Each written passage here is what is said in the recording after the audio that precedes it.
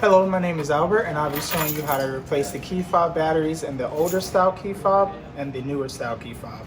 Starting with the older fob, you stick your nail right where the tabs are, pull to the right, key comes out. So where the key came out, you stick the key right next to the hole, push in, the top pops out, battery comes out. Make sure the battery is always going in with the positive up. Stick the cover back on, and then the key goes back into its holding.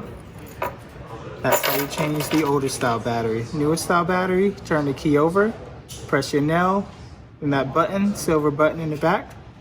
The backing case comes up. Stick your nail right here on the side of the key fob. The battery housing comes out. Give it a couple of taps, positive, always sits on the bottom.